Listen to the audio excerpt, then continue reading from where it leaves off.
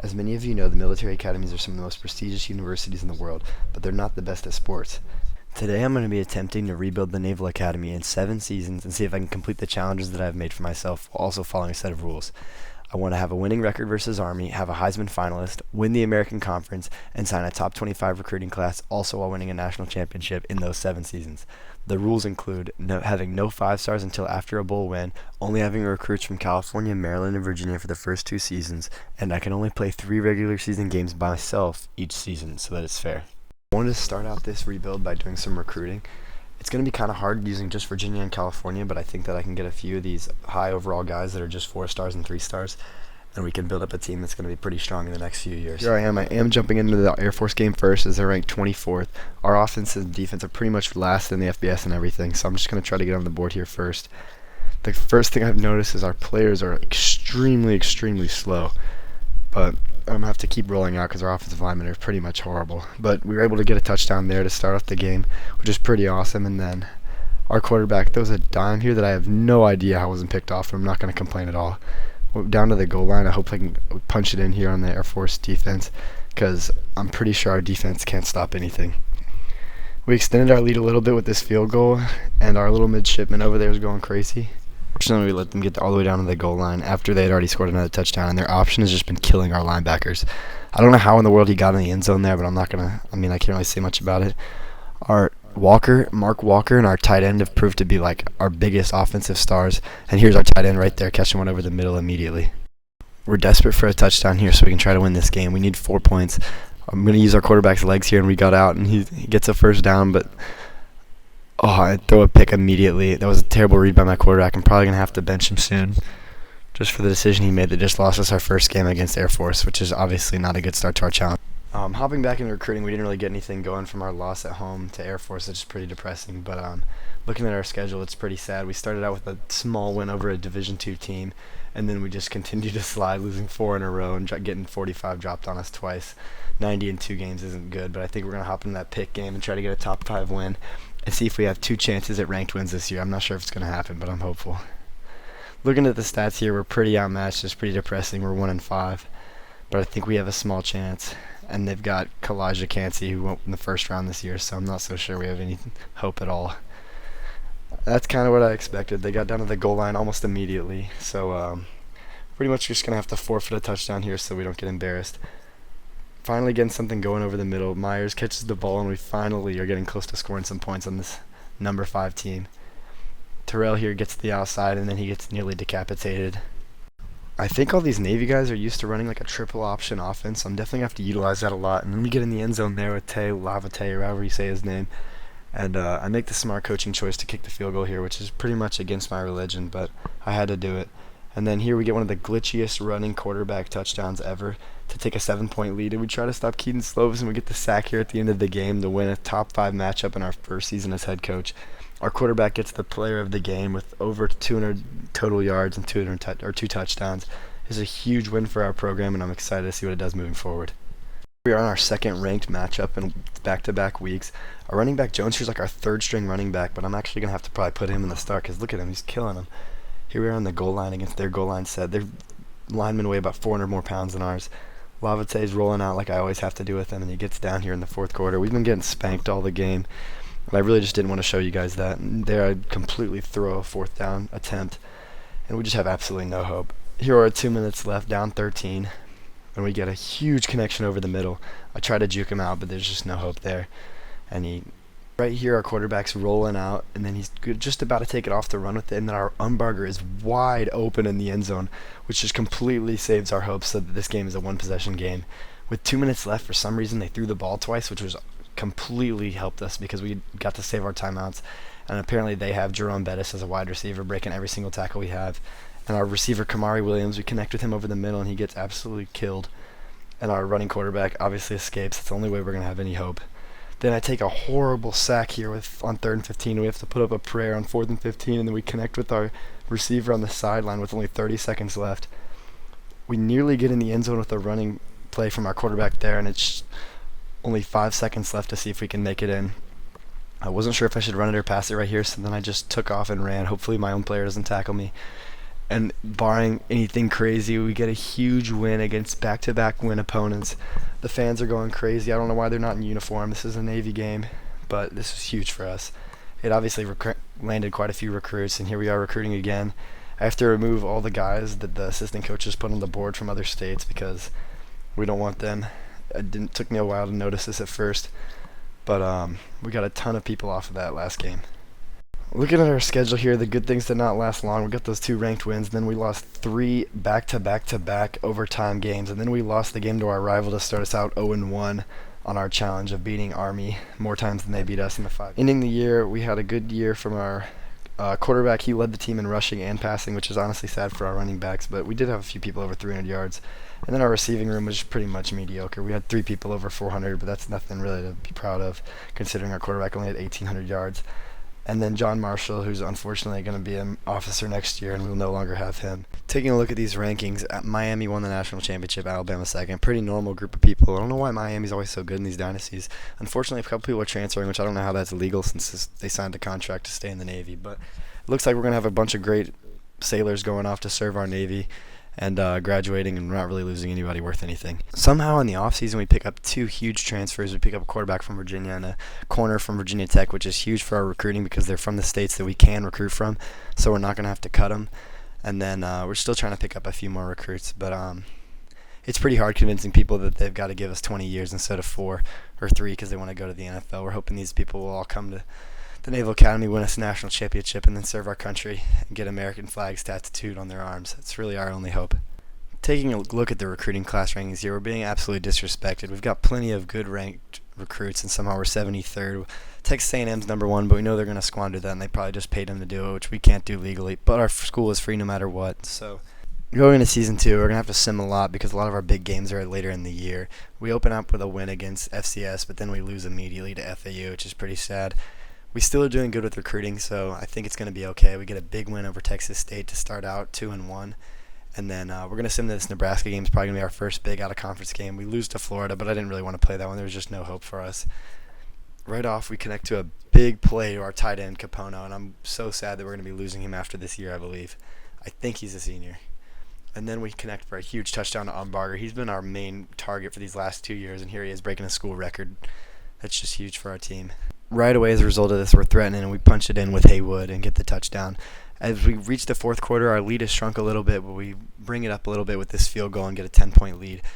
Unfortunately, Nebraska scores here, but it doesn't matter because they missed the onside kick, and we're able to finish this out and get a big out-of-conference road win to boost morale for the team.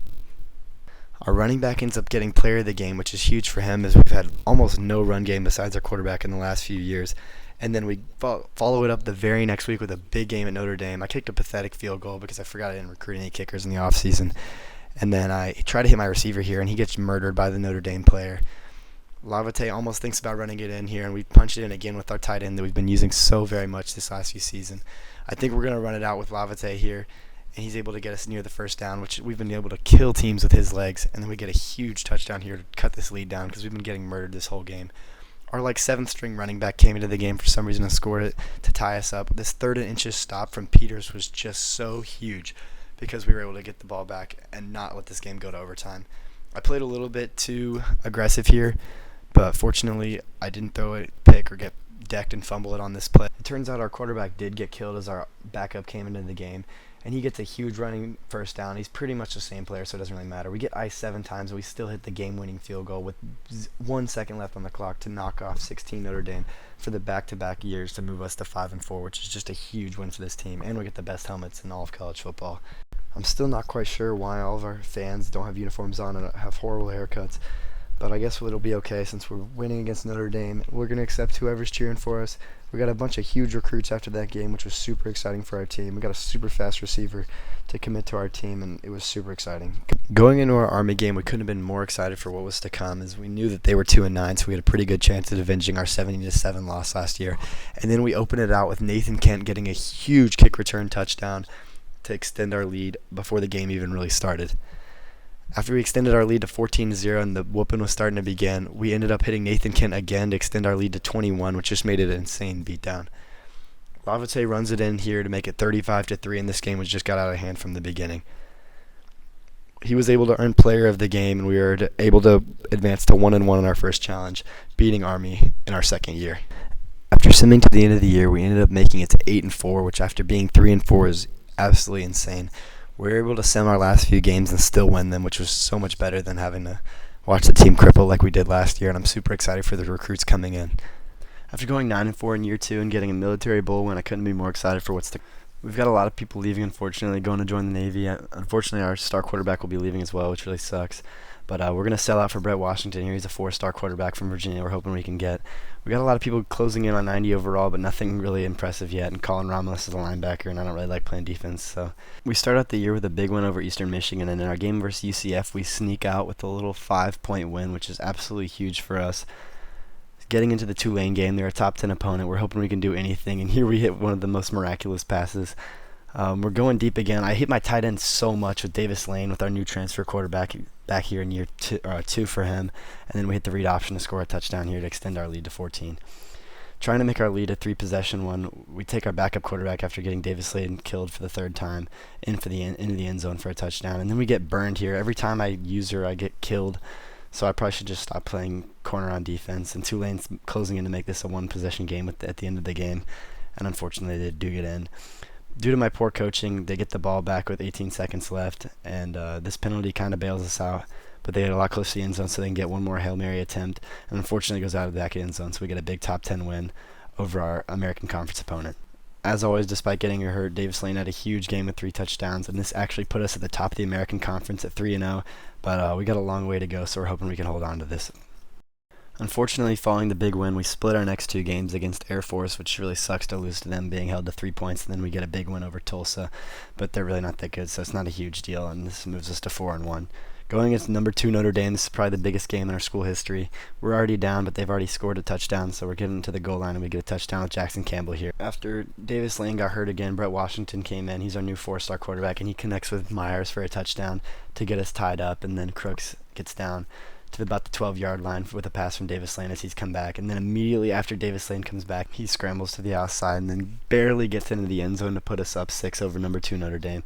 Right here, after they scored a field goal, we run it in with Anton Hall and get our lead up to 2 possessions. And towards the end of the game here, it's getting close with only 2 minutes left in the game, and Davis Lane throws a really risky pass, and then it's picked off in the end zone immediately. So we kind of get what we deserve, throwing it up 3 with 2 minutes to go. Tyler Buckner still sucks, so he throws a pick to us right away. And we try to return this one for 6, but we almost get tackled by our own guy, and then we get taken down by a 500-pound lineman.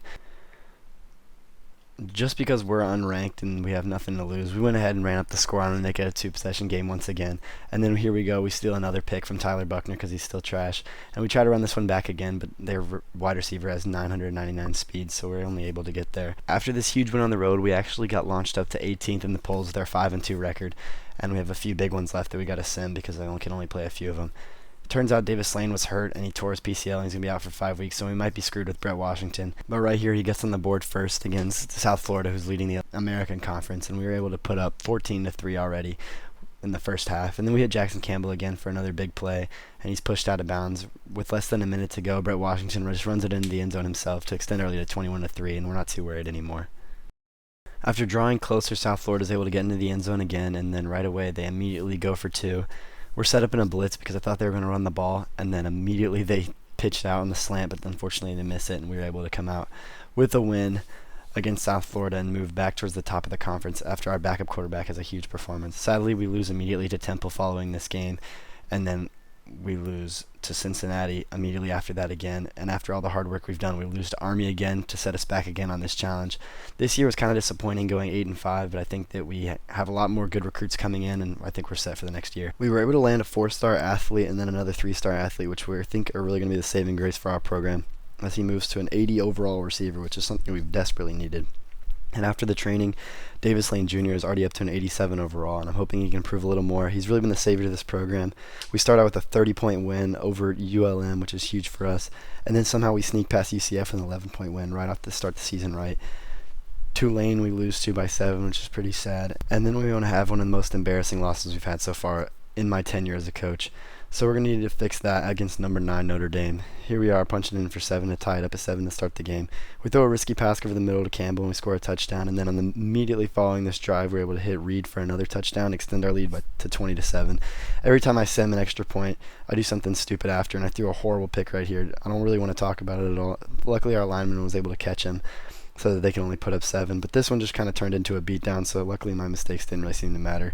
And we rub it in with a 48-14 win. Following the 2 horrific losses at the beginning of the year, we ended up being an insane offense in the second half of the year, and we're hoping to continue that after our game. Unfortunately, Notre Dame slipped quite a bit as a result of their loss to us, but we're hoping that against SMU, we can really capitalize on the momentum we've built against UCF and Temple and our other American Conference opponents. Against SMU, we were able to get a shootout win, which ended up landing us a ton of recruits that we did not know that we were going to get, including 71 overall Anthony Johnson and a running back and a few other people that we really wanted. Jumping into our game against South Florida in Raymond James, we throw a risky pass over the middle to our new 4-star athlete, and he's able to get to the 1, but this game just turned into a blowout immediately, so I didn't really want to waste too much time watching it. They were able to punch it in at the end of the third quarter, and suddenly it was a close game, but we were able to get in the end zone again and make this one 34-21. Fortunately, this big win meant a lot for our program in the American Conference standings, and we were able to get 3 touchdowns out of a running back. Jumping into the next week against another important conference opponent, we try to run the flea flicker to start the game off with some tricks, and then we throw one of the riskiest pass ever, but it turns into a touchdown. Temple seems to have some of the craziest receivers in the game, and right here I completely whiff on an interception. They score a touchdown to take the lead by 6. We QB sneak it on the 1-yard line with Davis Lane, and then on the following drive, we scramble outside of the pocket and we throw it to the running back Spates, who's able to stay in bounds and score a touchdown to get us up 2 possessions. Right here we just start pouring it on, get it to 35-14, and then we kind of just took off with this one, and it wasn't too close in the end. Our running back is another big game, and we were able to move past Temple pretty easily. Davis Lane had another huge game despite my picks, and I think that might help him in the Heisman case. Here we are towards the end of Season 4, and we're 8-2, leading the American Conference because of our tie-breaking wins, and we are hoping that we can carry this momentum into Cincinnati, which unfortunately we don't with a 12-point loss. But then the next week we do get a win against Army, which is huge because they're our rival, and we need to get as many wins as we can against them during this dynasty. At the end of year 4, we ended up going 9-4, which honestly isn't too sad. We aren't losing anyone too good other than Noah Kent and our halfback Spates, which we really liked. But unfortunately, we cannot convince anyone to come back. They seem pretty dead set on leaving, which is kind of depressing. But we're going to go all in for this 5-star athlete, Andrew Young. We're hoping that his 6'5", 218 frame is going to be one of the things that pushed us to a championship. We ended up with an 18th overall class, which is something that will check off one of our challenges and is super exciting. And somehow, 99 overall, Alabama is right behind us. Training went amazing this year. Davis Lane, coming into his senior year, is going to be a 93 overall, which obviously panned out well as we get a 34-point win to start out the season. And recruiting seems to be going well for all the people that we really want.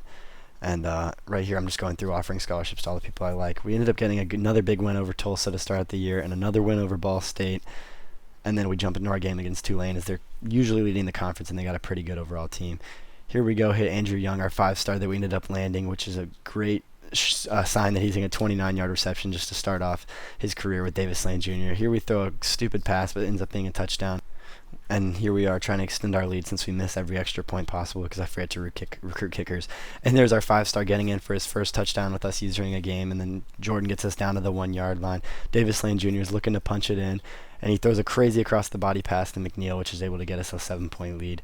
Right here, we throw it to McNeil again for his second touchdown of the day, and it's looking like we're expanding our lead, and we're not going to have to look back. But then we get another touchdown, and we really solidify this win late in the third quarter. It got a little closer one last time, but Jordan puts it away here, and we get a big win to put us on top of the American Conference here over Tulsa and Tulane, who are trailing close behind us. In a game that I believed would be a big one, we scheduled an SEC opponent. Unfortunately, they're only 1-5, but they're still 8 overalls better than us. So I'm thinking that if we can get a big win here, we can hopefully land a lot of recruits that want to go to a school of SEC caliber. We're able to punch it in here for our first touchdown, and after we're tied 7-7, we try the flea flicker again, and we run around to the side, and Davis Lane just decides to put matters into his own hand and score a touchdown. We're staying in a tight game here, and we throw a horrible pick trying to get it to our former 5-star recruit, and things are not looking amazing for us.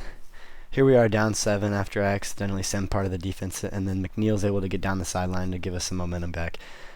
Down at the end zone, we were able to hit McPherson again, our sophomore, former four-star recruit, but unfortunately they keep striking back, and he breaks every single tackle possible to get in the end zone with only a minute 40 left. Here we have to lead a pretty clutch drive in order to not go to overtime because I don't trust my kicker enough if it comes down to it, and we're able to hit our five-star, who almost breaks free to get a huge 80-yard touchdown, but it's 50-yard completion, so we'll take it. Here Davis Lane Jr. hits Young again for another pass, and we're trying not to score too quickly, so we chew clock down, and Jordan's able to get in here with 14 seconds left to get us a big win over an SEC opponent, and this ended up helping us land recruits. As you can see here, he had a very good game. As I said before, this helped us land four-star wide receiver Marcus McCray, which was super big for us. We didn't really get many of the other commits that we were hoping we would get, but we still moved up.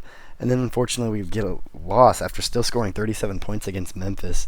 We're not able to move past them, and we're not really sure what happened here. Moving into another one of our huge games against Notre Dame. This seems to be one on the calendar every year that we should have probably made this the challenge instead of Army, because I love this game. And then unfortunately here we throw a pick right off the bat. And fortunately we were able to get down the red zone again, and Jordan punches it in for a touchdown, almost immediately breaking off this huge run, which is so big for our momentum. Washington's in the game because I heard Davis Lane Jr. for like the 1,000th time. And right here I barely get this pass in McPherson. And this is a huge 80-yard play that puts us up 2 possessions over number 10 Notre Dame. Thank goodness our starting quarterback came back, but we didn't really need him. He ends up throwing a touchdown here to our running back, and this pretty much puts this game away. We were able to get a huge win over Notre Dame as we've killed him a couple years in a row now, and this play ended up being the play of the game from our backup quarterback to our former 4-star receiver. Here we are simming our next game. We ended up getting a huge loss to USF somehow, which is going to knock us out of the rankings.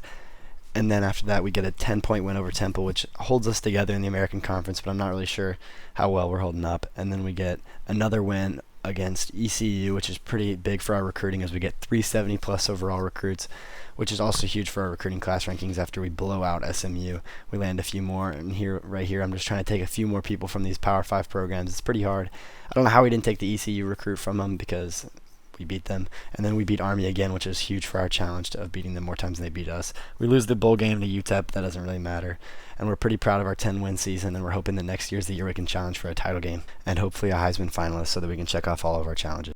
Unfortunately, we do lose some good players on the defense and on the offensive line, but we are having our first few big-time draft prospects, and we do also lose Davis Lane Jr., and he pretty much saved this program. We do get some big commits during the recruiting in the offseason, and we get Andrew Whitworth, which I thought he just retired from the NFL, but it's whatever. And we end up with the 20th overall recruiting class, which is huge for this program because we do it again. Again, we're really targeting the athletes, and we're just trying to see where they fit best, so we end up moving him, Andre Miram, to the halfback position because we're pretty weak there, and then we end up moving Butler over to the defense because we've been pretty weak in the corner position and the free safety position over the last few years, so we're trying to put him here so we can get the most out of our defense. What I've noticed over the last few years is that the American Conference has not provided us with the competition so that we can get higher in the rankings, whether we win or whether we lose. So right here, we've scheduled a game to open the season against number 3 North Carolina, and we're immediately pounding them at the beginning, but then we get into a really close game at the end, and then Odom breaks off a huge reception here, and I have one of the most embarrassing missed tackles I've ever had. They're able to get it down into our territory, and Weber's trying to connect with his receiver, and I miss one of the worst user picks I've tried to get ever. But fortunately for them, I suck at defense, and then they just moss our receiver right here and score a touchdown to tie it up, so we have to go down the field with our backup quarterback because I constantly hurt them. But we connect with our tight end to get down to the 30 with only a minute and 18 seconds left. Here we are rolling out with 40 seconds left, and we're trying to connect with the receiver, but Joseph's just going to get out of the pocket and slide so that we can still chew up a little clock so they can't get down the field and score again on us immediately. Joseph rolls out again, and then he throws the pass way off target here, and we're able to hit a field goal to put us in the lead with 20 seconds left. Hoping for one more stop here with 2 seconds left, Weber tries to throw up the Hail Mary, and we're going to see if we're there, and then we bat that ball down, and we're able to get a huge win over the number 3 team in the country. And we're hoping this will help us through the rest of the year so we can launch up into the polls. Fortunately, we did end up winning the next 4 of our games, even one in overtime and even one against Tulane, so we have 2 ranked opponents left, and then we're going to have to just hope at the end of the year we can sim through. I was hoping just to be in the top 10, but somehow we ended up, after going 5-0, being 5th in the rankings, which means this may be the year that we are able to make the playoffs and maybe even win a title. Number 12, Memphis, I was hoping to start out hot, and I throw a horrible option pitch, but I'm able to fortunately get back on top of it. And then right here with the play-action pass, we try to burn the defense, and then I immediately throw a pick right back to him again. So this is really not a good start for Brett Washington. I'm probably going to have to talk to him in the locker room. With just getting the hope of keeping the ball away from Brett Washington so he doesn't turn it over, I hand it off to a running back, and somehow he breaks off a huge 35-yard touchdown run, which is super big for us. And then unfortunately we are able to squander our 14-0 lead because I'm horrible at defense, and they score a touchdown on us immediately. Thank goodness I trust Jordan, because then he's able to fumble on the goal line right away, so we're not able to get our lead to 14. On the next possession, I was hoping we could just hold on to the ball, but Brett Washington does what he does best and throws a pick almost immediately to Huffman, whoever the hell that is on the defense, and he is able to get them our 4th turnover of the day. Washington here comes down to the goal line and is finally able to punch it a bit in on the 4th try, and Thompson is trying to lead Memphis down the field with 20 seconds to go, and we were able to get a 4th down stop, which leads us to another top 15 win over an opponent. Going into the next week against another ranked opponent, that win actually moved us up to number 2 against number 14 Memphis, and now we play number 12 Notre Dame, hoping to launch to number 1. This game at home, Brett Washington's hoping to not turn the ball over as many times as he did last week, and he throws his touchdown to James Bridge right off the bat. This game's pretty tight going into halftime, and we were able to hit our new 4-star receiver, Marcus McCray, the freshman, and then Brett Washington takes matters into his own hands and runs in for the touchdown without fumbling the ball. Here at the end of the third quarter, it's 28-28, which is a pretty tight game, but we were able to get to our receiver and then punch it in again with our McPherson, one of our favorite targets this year. I thought this game was going to end up being a shootout, but we ended up just getting it to a win, and this win hopefully launches us to number 1 in the ranking. After our back-to-back big wins, we land a bunch of recruits, including 5 4-stars, which moves us to the 15th class in the country, and we are the number 1 team in the country at 11-0, hoping that we can just win our final game against Army so that we can get into the playoffs. We win our game against Army by 24 points, which is just absolutely huge for us, and wins this challenge. And since there is no game, we are American Conference champions. Following this, we end up making the playoffs against Penn State, and we're going to face the winner of West Virginia versus Notre Dame. Hopefully it's not Notre Dame, we should play them for the 1,000th time. The winner ends up being West Virginia, so we're going to be playing a new opponent if we are able to get past Penn State in this game, which is the biggest game in Navy football history, and certainly in my young coaching career. Here we are on the first drive. Penn State's defense is not something to mess with. I don't know how they lost 3 games this year, but we were able to just get something moving as we get 9 yards on this first carry, and we're able to get in the red zone and punch it in with Chris Jordan. Fortunately, our defense was able to stop them. We get a big connection, 5-star sophomore Andrew Young, but unfortunately their run game has just been killing us this whole first half, and it's 13-0, but it doesn't feel like we're winning by that much. Right here we get a big pick to bring back the momentum to the Navy sideline, and this is huge for our team. Going into the halftime up 20-0 in our first playoff game, I could not be happier with the way my players were performing. Here we are late in the third quarter with our backup quarterback in the game. He connects with Marcus McCray in the back of the end zone, which is a huge lead and leads us to a blowout win in our first ever playoff game. We're on to the national championship. I couldn't believe the way our players played, but there's one more game left, and we're hoping that we can get a ring so that we can finish all of the challenges, obviously excluding the Heisman one, which we were unable to do. Starting out this game, we were hoping that our offense and defense would be as in tune as they were last week, but unfortunately I'm already running from the defense and get a big connection here despite it. Washington is back in the pocket again, and he connects with one of his favorite targets, Bridges, our tight end, who somehow only is 67 overall but has carried us throughout this season. Washington's rolling out again, and we throw one of the glitchiest touchdowns that probably should have been a pick, but we'll take what we can get. Jordan here runs around the outside and gets us a huge rushing touchdown in the national championship game to put us up 14. And then Joseph gets one of the luckiest passes to Robertson ever, who's a transfer from our school, and unfortunately they are able to get all the way down to the 10-yard line. Turns out Robertson was not the person who transferred. I was completely wrong about that, but it doesn't really matter. They still burned us and ended up getting on the board, but we hit a huge bomb pass to McPherson here to put ourselves up 28-14 going into halftime. And they were able to get it to 28-17, but we still hold an 11-point lead, so we're not too worried late in the third quarter.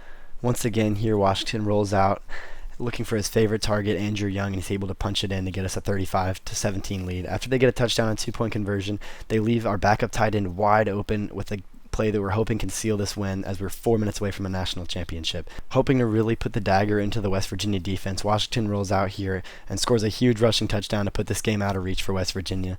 Despite their best efforts, we end up getting a 4th and goal stop right here, which crowns the Navy midshipmen national champions, and I hope you guys enjoyed this video. We completed all but one of our challenges, and I hope you guys leave comments down below as to things I should change about this video and more things I should do in the future. I look forward to seeing you guys' feedback and growing this community on this new channel. And please leave a like and subscribe. Thank you so much for watching.